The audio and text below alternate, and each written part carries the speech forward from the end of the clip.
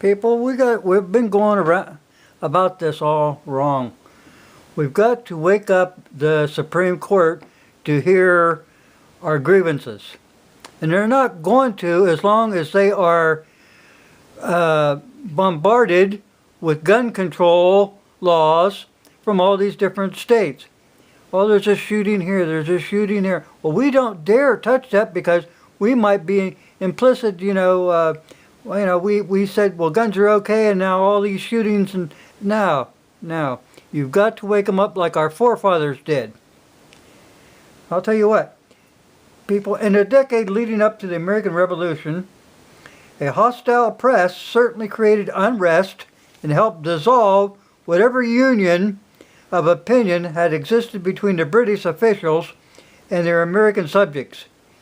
But the true power of their pre-revolutionary press is not to be found in its ability to wound the British. The true power of the press was its ability to enfranchise and unify Americans. It helped the inhabitants of the colonies imagine themselves as real Americans. The colonial newspapers were to become the most powerful weapon in the struggle to persuade the people to join what John Adams called the American Revolution. And without the means of information, their cause would have ended up in a tragedy. They were well informed. That's how things go. And some of these people, they think that, well, the First Amendment is out there. We don't really need the Second. The First has enough power in there. But, these people are the same people that are trying to repeal the Second Amendment and assume that the First Amendment rights are sufficient to preserve our liberty. The belief is liberty can be preserved as long as free men can speak their mind, and there will be no tyranny or abuse that can survive after being exposed in the press, and only the truth need to be disclosed for the culprits to be shamed. Well, history is not kind to them kind of beliefs. Whenever it may be tempting and comforting to believe in the existence of mass electronic communications has forever altered the balance of power between the states and their subject, the belief certainly has not been tested by time. And what little history is in the age of mass communication is not encouraging.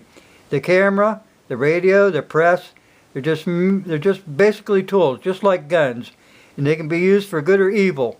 Hitler, after all, was a master orator, used radio to very good effect, and is well known to have pioneered and exploited the propaganda opportunities afforded him by film. And then, of course, he had the brown shirts, who were very well known and knew how to quell dissonance among intellectuals, keep them quiet. Now, if you get out there and you do what they did in Virginia, whenever there's a red flag or something coming up, arm yourself, go protest. It gets their attention. Until you get the Supreme Court to wake up, you go, oh, well, there's something that the society wants us to do. We've got to do away with the unwanted gun regulations because Congress never had the authority to do this. We all know it. We all know it. They're trying to use these things. It's called Interstate Commerce Clause. Well, there's no such thing as interstate. That was dreamed up. But commerce is the buying and selling of goods. And the Federalist Paper number 22 and 42. Hamilton and Madison explained their primary purpose of the clause: to prohibit the states from imposing taxes and tolls on merchandise as it was transported through the states for the purpose of buying and selling. So they can't use that interstate as a stepping point for firearm laws. General Welfare Clause has nothing to do with hands out public relief or the feds doing whatever they think is a good idea. As Madison points out, this is just a general term which is immediately followed by the enumeration of particular powers which explains and qualifies as a a general phrase. It is an error to focus on general expressions and disregard the specifications, which certainly limit their import. The necessary and proper clause. It's only for what is necessary and proper within the enumerated powers. If you check out Federalist number 33 and 44, you'll find out that that's all it means. You've got to know what the enumerated powers are. Congress has no authority. None. To pass firearm laws. Read the Constitution. Back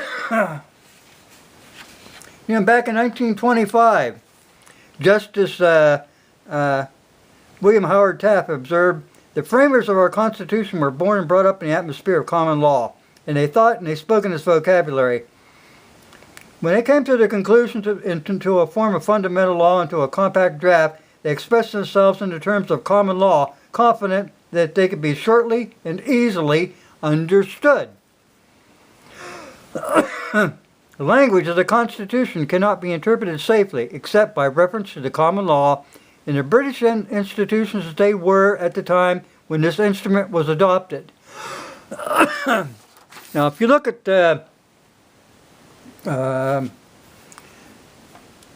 evidence rule, you'll find out that original documents, just like the Federalist Papers, was written during the time of the Constitution when it was being, talked over and stuff. That's why they put it in the paper. All the Federalist Papers are in there. This is 22, there's 42. There's a bunch of them here. Who knows where they're at? There's someplace here. There's 29. 41. Anyway, that's where all the information is. And it should hold a higher altitude of general belief than any other thing that they could come up with. It's all there. It's all there. Got to know what the Constitution's about. Our framers were for an all-armed American people. They understood that arms are our ultimate defense in the event the federal government steps over its bounds. Accordingly, nowhere in the Constitution is the federal government granted authority to abridge, infringe, or restrict in any fashion whatsoever guns or ammunition. Thus, all those restrictive laws made by Congress, all regulations made by the BATF, are unconstitutional as being outside the scope of powers granted to Congress and to the executive branch by our Constitution. Restrictions of arms and ammunition is not one of the enumerated powers delegated to Congress or to the executive branch. And the only way to do this, people, is since we can't really use the press anymore because it's been taken over by the elites.